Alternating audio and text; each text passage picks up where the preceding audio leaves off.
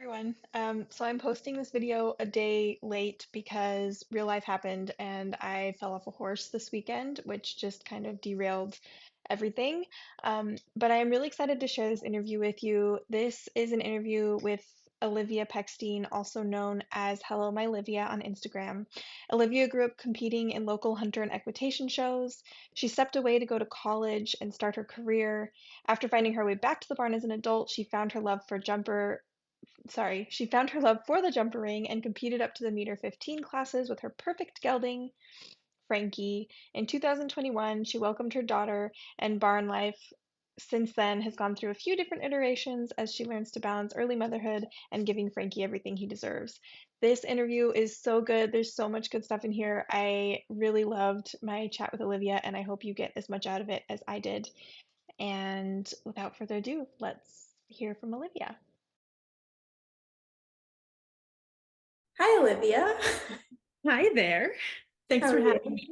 Yeah, I'm so excited. I feel like you're like such a fun person to talk to, and I think this is going to be a really great conversation. So, um, I'm hoping you can start by just kind of telling us, like, kind of from the beginning, what you like. Did you always want kids, or like we'll just jump right into the meat of it? Or was this kind of something that evolved with time for you, or and then, like, did you always know you wanted to do horses and kids at the same time, or Definitely. Okay, we are jumping in the yeah, deep end. get right in there. Awesome. Love it. Yes, short version, yeah, I always knew I wanted kids. I mean, if you asked me when I was 16, I'd probably say like, I don't know. But like once I kind of reached adulthood, graduated from college, got a job, that I always felt like was going to be in my future. And actually at the time when I graduated college, I wasn't riding. I had stepped away. I grew up riding, but I sold my horse when I was, I think, end of junior year of high school to focus on getting ready for college. Uh, Went through all 4 years. I hopped on a horse a few times here and there, but not really. And then I got my first job. I made some friends. I met my now husband. And I hadn't really been in the saddle at all. And it was actually my now husband who was listening to me complain one night about how hard it is to make friends and how I didn't know anyone and meeting people as an adult is so hard. And he said, well, you told me you used a horseback ride. What if you tried that? What if you took a few lessons? Maybe you could meet people that way. I was like, sounds like a great idea. And I just tripped and fell right back into the horse world. But even then, I knew that someday I was going to want to get married and have kids and have a family. That never left my mind. And I think I went pretty hard for a couple years there, competing beyond what I financially should have. Um, I overextended. I don't regret a single moment of it. And I'm really glad I did. But I think part of it was because I knew there was going to be an end date to that level of time and money that I would be able to commit to it. Because I knew at some point I was going to say, it's time for a different chapter, and the balance is going to shift. So I spent most of my 20s going to shows as often as I could afford, traveling to go to these different shows. I went to Florida, I went to Ohio, Lake Placid, more than I ever dreamed of, honestly. And I'm so glad I did, because now having a young child and another on the way, that balance is obviously very, very different. But I'm able to be very happy with it, knowing that I achieved everything and more that I set out to do. I'm going to achieve more again in the future when that balance shifts back that way. But for now, I'm really happy with where the balance is right now. Yeah, that's amazing. So it seems like you kind of were able to, yeah, like it kind of was able to develop in a way that worked well for your kind of timeline anyway. Like it almost seems like horses fit into your like family life more so even than maybe the other way around, if that makes sense.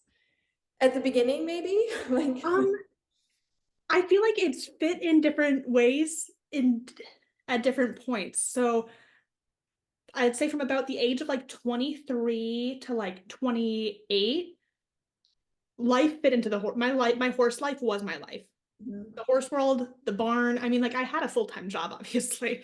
But like everything I did was planned around how do I afford the time and money to train and compete the way I want to. So like I got a flex schedule at work so that I could get to the barn more often and travel and compete. I arranged the ability to work remotely so I could work from horse shows. So like all of my work life was all in service of my horse life. And then my personal life, I mean, my personal life was the barn. My friends were my barn friends. My now husband is allergic to horses, but he had his own hobbies to keep him busy, thankfully, and he's always been very supportive from a distance. But then, it kept going after we got married. Even it's not like getting married really changed that. The first year we were married, like we didn't see each other. We were busy. We were doing stuff. We'd like hang out on the weekends sometimes.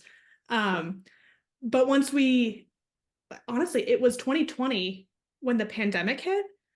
That was kind of the catalyst for a bunch of big changes, but those changes were on the way for us anyway. So we had already decided to move to about an hour away from where we were. I was in a job that I knew I was going to leave because it just was not a good situation for me. I was finishing up my MBA, and the time just felt right for us to start a family. So COVID kind of fast tracked a bunch of stuff because it was like, okay, we got to get out of here. Like, let me finish this program. What else are we going to do besides have a kid? So it was going to happen anyway, but the timing definitely was accelerated. And at that point, since then, my horse life has had to fit into my family life. So that the one that took precedence has shifted over time. Yeah.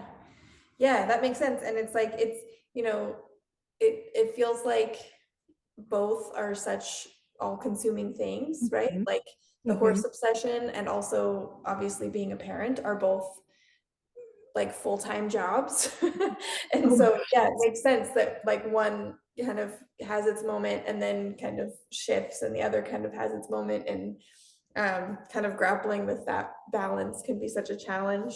Did Definitely. you, I'm always so curious about this because I didn't, so I'm curious, did you have any role models or examples of people that had kids and horses, or was that something that was just like, No. No, I mean, there's lots of adult amateurs that ride with my trainer at my barn that are awesome. And there's a bunch of barn parents, like the parents of the kid, the juniors that ride with my trainer. And I adore them and they're awesome. But seeing another adult with young children balance it, no, I didn't really see that. And the people that I did see kind of at shows that I knew, I didn't know them well, but like I kind of knew them because I would see them at shows. And I would see a few people that had young kids, but it just felt like we were living very different lives. So I couldn't really relate because they're like, oh, if you wanted to make it work, you can just make it work. For their reality, that was true. For the constraints that I have on my schedule and my finances, it wasn't. So it just the whole saying of, oh, if you just try hard enough, you can make it work. I think trying hard is a great thing and you need to try hard, but that's not all it takes. There's a lot more of a support system that I think you need to have to make it work. yeah, absolutely. Yeah, and it also is like, I always think about even just having horses is such a privilege, like they're, and I think also having kids is such a privilege too, and yeah, it can be kind of important, I think, to kind of keep that in perspective sometimes, like Definitely. um yeah, that we do this because we want to and we're lucky enough that we get to, and that Mhm. like sometimes it feels like we can get a little bit carried away with the um yeah, like kind of having that feeling of I don't know if like guilt is the right word, but kind of that feeling of like you're not giving enough to one or the other, or I think because it is such an all-consuming sport, like so many of us, I think it's rare for people. I mean, I know it happens, but in my experience, it's rare to see people just go to their lesson once a week and that's it. yeah. It's such a consuming hobby because you get so into it. And like I mentioned earlier, my friends were my barn friends. Mhm. My happy hour was Friday. Like I'd finish my lesson, I'd bring a bottle of wine, and I'd like sit there with my barn friends and like watch the lesson after mine, and that was happy hour Yeah, at the barn. And like like more the of a barn was great. lifestyle. Exactly. Yeah. Yeah. So then that gets into then, like, you're now in your second pregnancy. So did you ride while pregnant? Did you have, like, was there a transition out of the barn, or was it kind of like, oh, I'm pregnant now? I'm like, what did that look like for you in that moment of switching from horses to then parent life? It's definitely gone back and forth a bunch since having my first. When I got pregnant with my first, I was actually still actively riding and competing. I competed at a show when I was 8 weeks pregnant.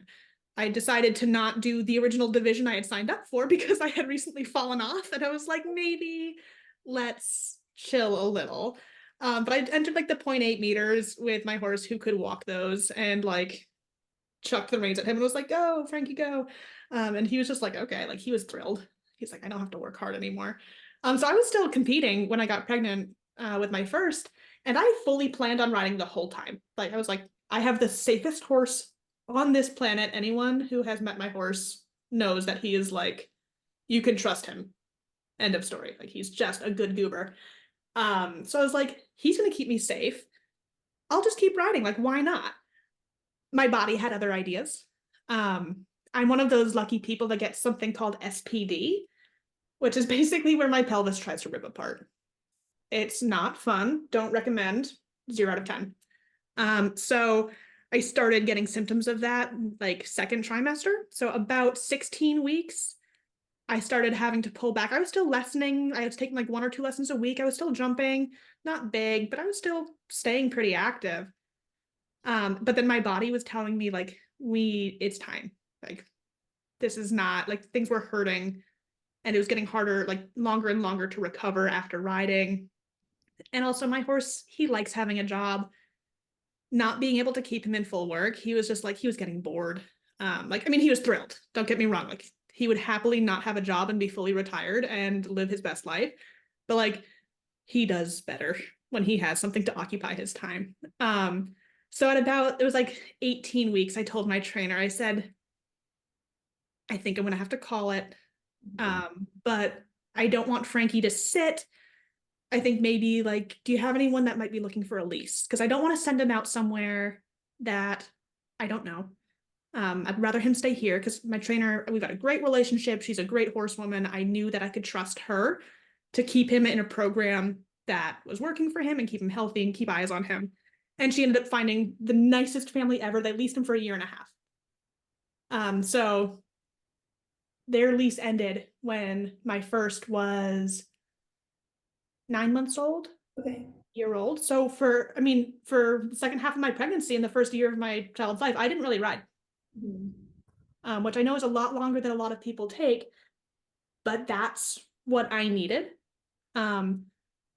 Because I was nursing and my kid ate every 2 hours, which meant I could not drive to the barn, ride, and come back. I needed to take her with me. And I couldn't always ensure that there was someone there to watch her. So once she was a little bit older, I could leave her for longer stretches. So I took him back, and I had him back from like April 2022 onwards, and we competed. We went right back out there in the show ring. We went to Loudon Benefit. We went to Tryon. Like, he just got me right back in the ring and packed my butt around. I was so out of shape, but he didn't care because he's perfect. And then we got into the winter, and my kid got a little bit older, and it was like, I can only get to the barn twice a week. And could I have made it keep going? Yes, but it just wasn't working the way I needed it to work for our schedules. So at that point, I made the decision to lease him back out.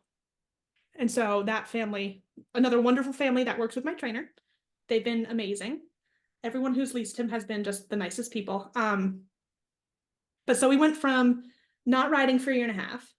I took him back and I had this whole big competition season. It was great with my kid in tow. She was about a year and a half old. It was super fun. And then the reality was at that point, I had to lease him back out. And he's coming to the end of that lease, actually at the end of this month. And we are looking for a new lease for him because realistically, I am a beached whale. I get winded walking up the stairs. So I cannot keep him in work. So he needs to have a job. So it's gone back and forth, that balance of, okay, I need the time to be able to like physically recover and do what I need to do with my kid. Okay, now I'm ready. Let me back at the barn. And it was great. And then the balance shifted again. So I hesitate to say that like, oh, like the act of having my child made the change, because it's changed 3 times since having her. And I expect it'll continue to do that. Do you think those changes like were do you think those moments kind of were difficult for you to make those changes, or do you think you were pretty open to what needed to happen at those Um, times? the first time around, that first lease out when I was like halfway through my first pregnancy, that one was a pretty easy decision just because like physically I was like, I'm done. Like I'm cooked. I want to lay on the couch. So this is fine. It was also like the middle of winter. So it's like I don't even want to go to the barn anyway. It's gross out. The second choice to lease him out after like I had taken him back off lease, we had this great competition season. That one I had a lot harder time with emotionally Mhm. because that one felt like a cop out. The Mhm. first time felt like, oh, this is the right choice for me physically. I have physical limitations that mean that this is the best choice for my horse. The second time felt like if I just tried harder, I could make this work. But it was putting a lot of stress on my family, just to balance with my husband's work schedule, my work schedule. My daughter was getting old enough to be signed up for like certain activities. So her schedule, even the cost of childcare, being able to get to the barn on a reliable basis, knowing that I had someone to watch my kid, because again, my husband's work schedule is a consideration. He's super amazing and supportive, but if he's at work, he can't take care of our child. So all of those things, even though all of those things are very, very valid reasons, it still felt so much harder because it felt like I could just overcome those if I wanted it more, if I tried harder. And so I struggled with that really hard. And Mhm. ultimately, it was 1000% the best choice for me, certainly for my family at the stage that we're in, but also for Frankie, because he got this lease family that has doted on him, that they're out there every day, just loving on him. They have been the most amazing people for him. And if I had kept him to myself, he would have gotten a fraction of my attention, a fraction of the just investment in his well being. So it definitely was the right choice, but it was a much harder choice the second time around. Mhm. Yeah, it definitely feels like I don't know if you feel this way also, but like kind of that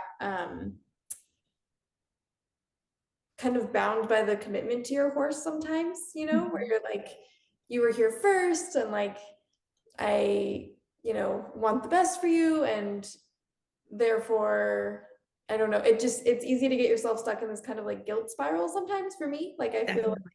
um yeah, like if I don't do everything for my horses exactly the way that I did pre-baby, I feel like I'm not doing enough, even though Mhm. all my horses are fine and happy and like they don't seem to care, but it's Right. all in my own head. And I think to Absolutely. kind of get caught up in that, um, Mhm.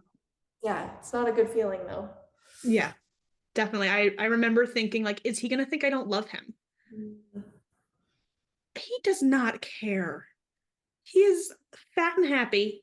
Like he's living his best life. He's still, and because I've chosen to do these in-barn leases with my same trainer, he doesn't even have to move stalls. He's not moving turnout. He's with his same buddies, eating the same food. Like his life, the only difference for him is that he's not jumping as big, which he's like, that's fine. So like logically, logically, I know that he's totally fine with this. This is a great situation for him. And I still get to go see him frequently. Emotionally, though, like there's a difference between logical and emotional, right? That emotional side is like my baby. What if he Totally. forgets me?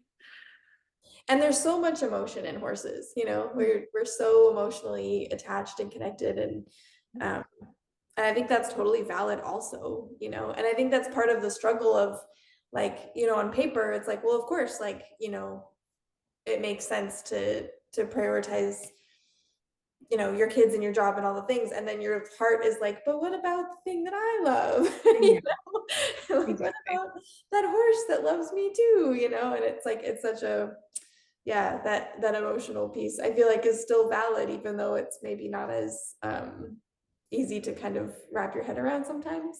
Yeah. And that's actually, I think, a really interesting point of like the what about what makes me happy rather than just what needs to happen for my family. And this, I think, is such a hard sport to say that about because it's not like knitting, where I Mhm. can say, I love to knit, which is true. Me I'm a too. millennial, so obviously, I'm into knitting. Um, that can just be like, oh, when baby goes to bed, I can just make some time for knitting. It's not like that. It's not like other hobbies where you can just say, I'm going to make time for myself to do this 20 minutes a day. Yeah. Even if you have horses at home, which I don't, but even if you have horses at home, it's not pop out for 20 minutes.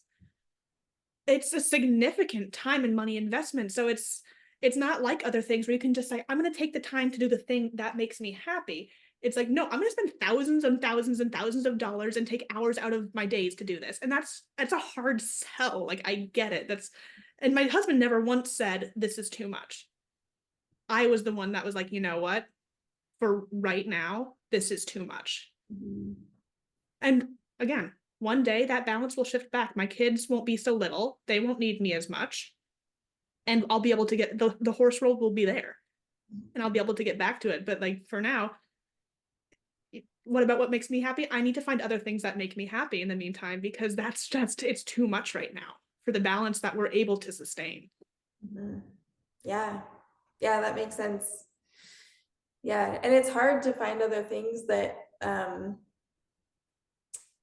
yeah, I just feel like you have such a great way of explaining that and kind of an like optimistic way too. Like I also like to knit and Yeah, I it's fun. but it definitely does not take the place of horse time, right? Like you're like, this is nice and like I can sit here and like, oh, look at that progress and it feels so good. But Mhm. it doesn't scratch the same itch in the same way. Which is just such an interesting, and yeah, it's just one of those things I think that until you've kind of lived it, it's hard to really have empathy for that too. Yeah.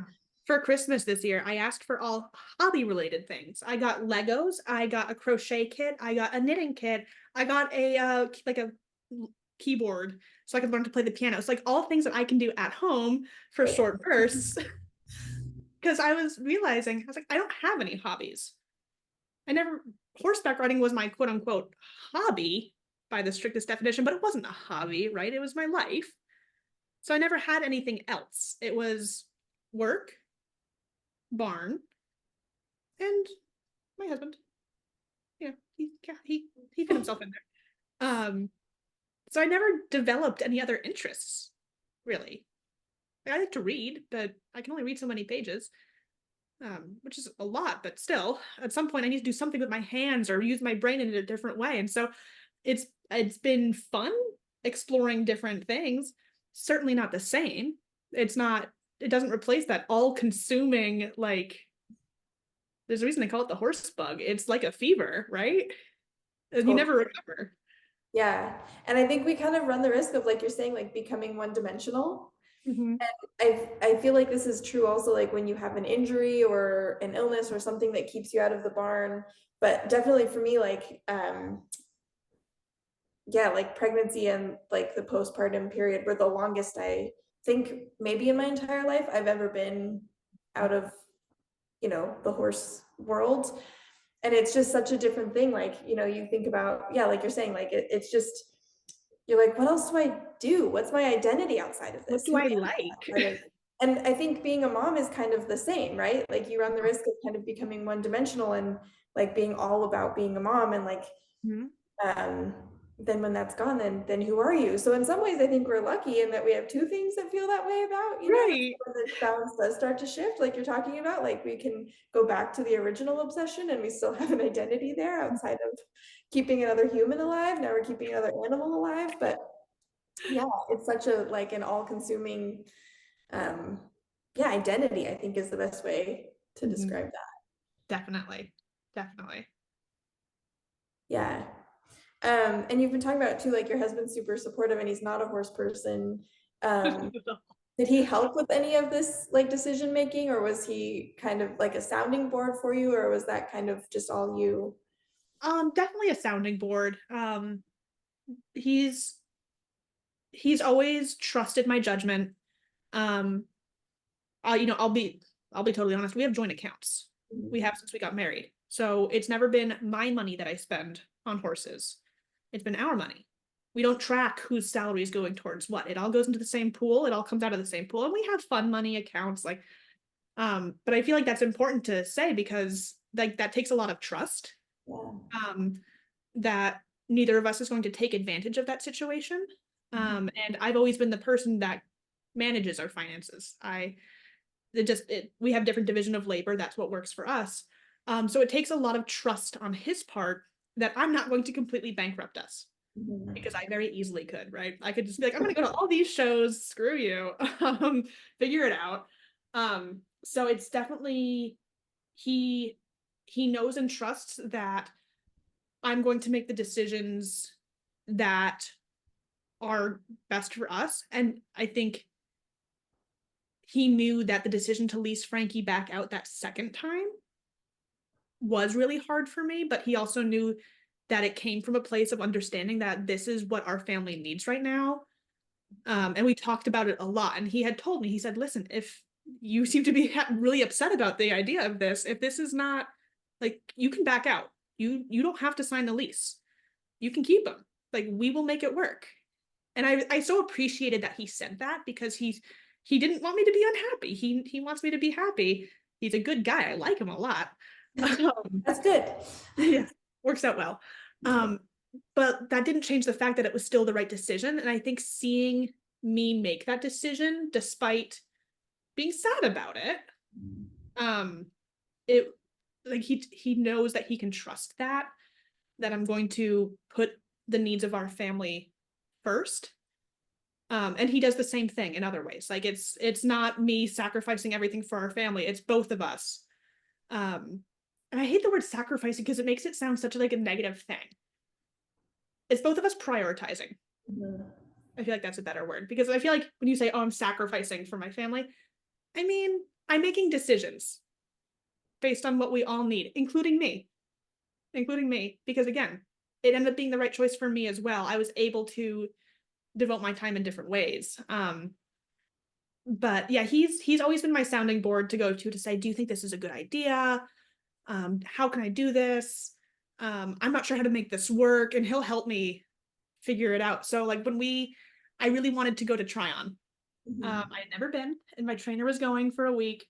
And he said, sign up. And I was like, okay, well, like, I'll have to bring Lena. I can't be away from her for a whole week. She was about a year and a half. Not even a year and a half. She was like a little over a year. I was like, I can't be away from her for a week. I know, I can't do it. I can't be away from my kid. I don't want to. And he was like, then I'll come. I was like, you'll need to take vacation time. And he was like, I'll use vacation time. So we made a family trip of it. Wow.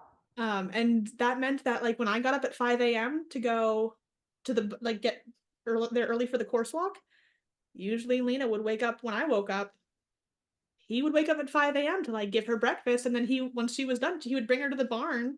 Wow. And like he videoed all my rounds while she was in the stroller next to him. So when I say he's not a horse person, like he sneezes when he's near the horses, but he also has done so much to like make it possible for me to be able to do this. Which is he's That's a really incredible. cool guy. Yeah. That's amazing. Yeah. Has your daughter shown any interest in horses yet? Yes, we're actually, I told her tonight at dinner that we're going to the barn tomorrow to say hi to the horses, and she made a beeline. She's like, I'm gonna get my boots on. I was like, not right now. Not right now. We did lead line with her when she was about a year old. She was very overwhelmed by the whole thing. Like that was for me, not for her. But I've been with my trainer for 10 years, and she's awesome. And so she lets us borrow a pony from time to time. So we've done pony rides a bunch. She has her own helmet. She has her little boots. She loves it. She's actually like walk trot cantered in front of me in the saddle with my horse, Frankie. Because I was like, if there's any horse that's going to keep us safe, it's going to be Frankie. So like, I'll sometimes just like have her in front of me if I hop on, and off we'll go. And like Frankie's just like tootling around, loose rein, just like taking care of us. And she loves it. She absolutely loves it. She's a little intimidated riding by herself, she'll walk happily all day long. But like we've tried trotting a few times, and like she's in like this little saddle on the pony, and she's kind of like, no one's holding me. But yeah, she looks forward to going to the barn every time we go. I'm guessing I maybe know the answer to this, but do you think if she continues to show interest, do you think you'll encourage her to kind of get into horses and maybe competing and as she gets older, or?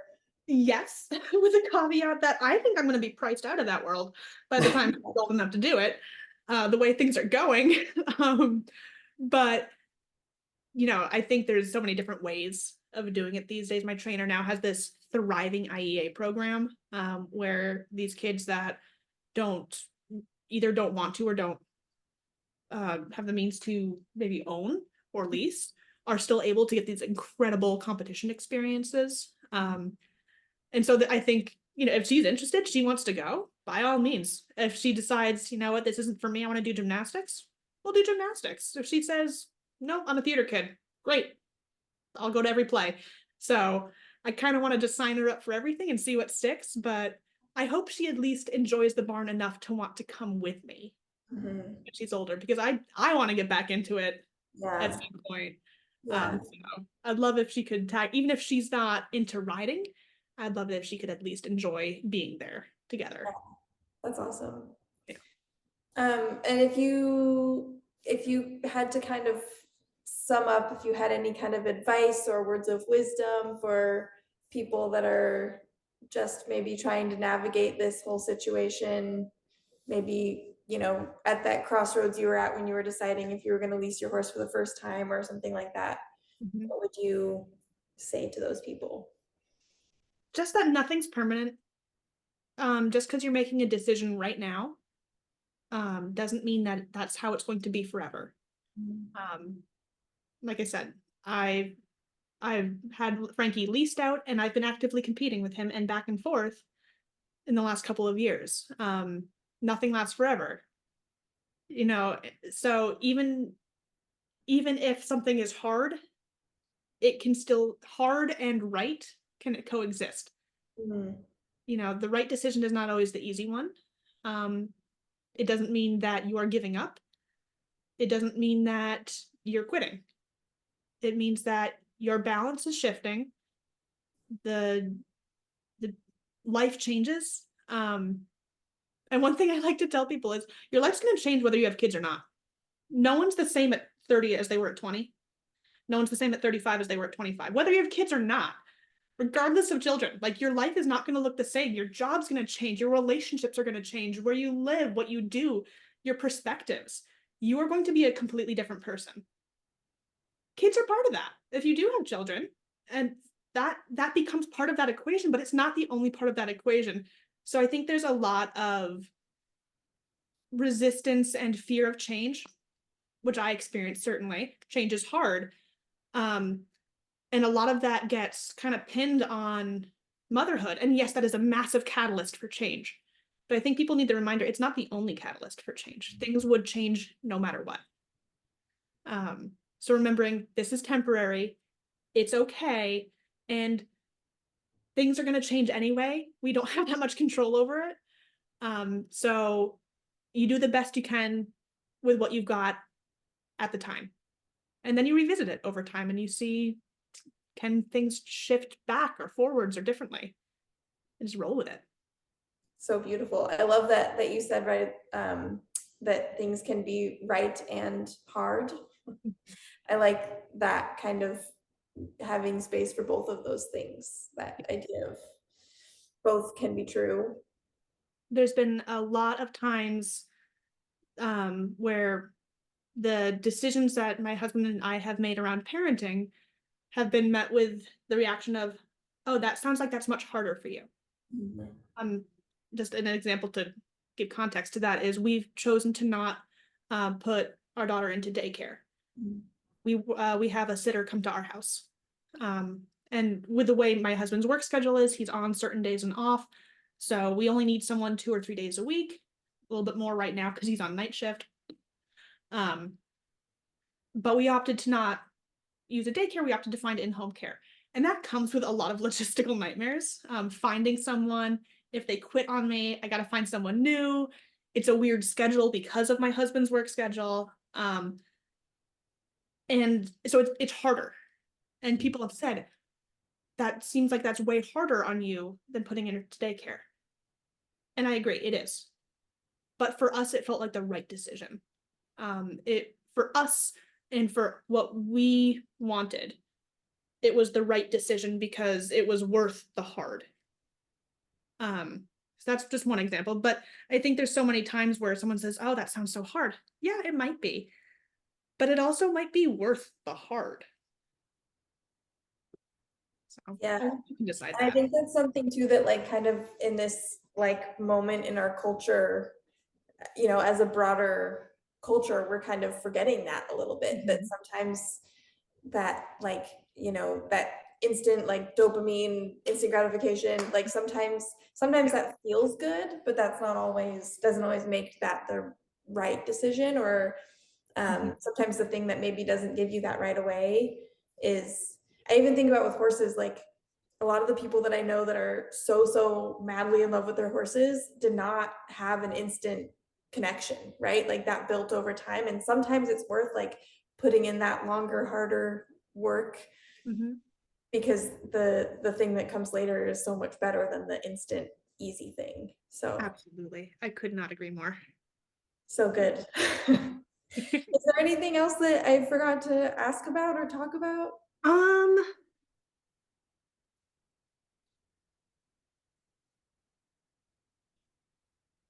Let me review my I don't think I have notes, but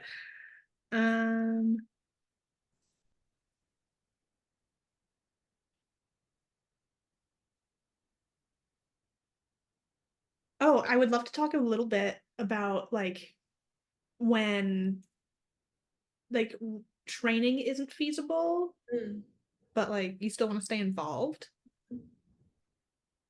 Because that for me, like I'm not riding, right? I've been on my horse maybe 4 times in the last year.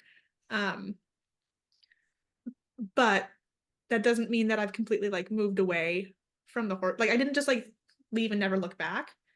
My barn friends that I talked about earlier, how like we did happy hours and like all these things that we did together because we were there 6 days a week together. They're still my friends. One of them just came and babysat my kid for me yesterday because I was in a pinch and needed someone to watch her, and she showed up, like she was here. So and like we still go to shows. I've brought Lena to just the shows nearby to cheer on the team. We go to the barn, and even if we don't ride, we'll brush the horses. So I think it's hard to give up the like active training, competing, feeling like I'm working on me. But for me, it's been important to keep one foot in and keep those ties and keep those relationships and keep just that set, like being able to go and just breathe it in has been really important to me to have that, even if it's not that often, even if it's once a month, just popping by the barn to just experience being there has been really important. And maintaining those ties with my trainer. I've been back and forth in and out of the saddle for 4 years now. I still talk to my trainer regular, like I still call her my trainer. When's the last time I took a lesson? A year ago? 2 years? Like 2 years? I don't know. It's been a while. She's still my trainer. We still have that great relationship, and she's still overseeing my horse's care. And she already knows what I'm looking for in my next horse in down the road. It's not going to be for a couple more years. Certainly, it's not going to be anytime soon. But like I feel like I still have those people and those relationships and that part of my life just in a different way. So yeah, that kind of I feel like goes back to the idea of like kind of it's an all-consuming lifestyle, right? Like just because you can't necessarily be involved in the way that you were before doesn't mean that you can't kind of find a way to shape shift and still have some kind of involvement. And I think that's amazing that you're also like involving your daughter and going to the shows and kind of just staying part of the community, because I think also finding a good community at a barn can be one of the more challenging things about the lifestyle for some people. Like, I think some barns have kind of competitive, divisive cultures, and some obviously have, it sounds like you found one that doesn't, and that's incredible. And I think just like once you find those people, like you just don't want to let them go, like they're just Definitely. so I, good. I feel so bad. I've heard so many horror stories about people getting caught up in these catty, like just these bad situations where the trainer and the clients is just bad juju.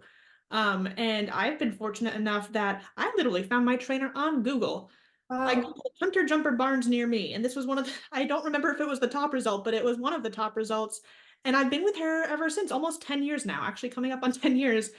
Um, but she has very consciously built a barn culture that is supportive, that is kind, that is competitive, certainly. I mean, she's taken me to the biggest shows of my life.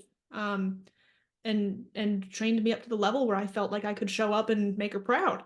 Um, but at the same time, you're not competing against your barn mates, you're competing against yourself. Yeah. Um, and the horses always come first. So she's very deliberately built a culture in her barn of we are in this together, we are doing this together, we are doing this because we all love horses and we think this is super fun. So let's go have some fun and do good and help each other out. Um, which has made it so much easier to stay in it, right? Yeah. Because it's just good people. It's people with that same attitude. The people that don't have that, that are more cutthroat or catty, they don't stay. They don't tend to stick around for one reason or another. They might show up, they don't stay very long because there's no room for that. No one else sinks to that level. And that's been a very deliberate cultivation by my trainer over the years. And so even people that have left the barn because they've moved away or for whatever reason, we're still in touch. We still have great relationships. They still have great relationships with my trainer because like it's good juju. We call it the Clairvaux juju. It's good juju. I love that. That's incredible. Yeah. I've been very, very fortunate in that sense. I stumbled into it and thank God I did. Amazing. Yeah. So good. Awesome. Well, thank you so much. Do you want to mention where people can find you if they're interested in kind of following more of your horse lifestyle? Sure, sure. Yeah. So you can follow me on Instagram at Hello My Livia. I will admit I am not super active on there these days just because I don't see my horse very often. But you can follow me there. I also have a blog that I post on from time to time, hellomylivia.wordpress.com. You can also find that linked in my Instagram. Um, but yeah, you can always ping me on Instagram. I love chatting with people. I love meeting people. I'm an extrovert, so I like making friends. So yeah, reach out anytime, and I'd love to meet some people.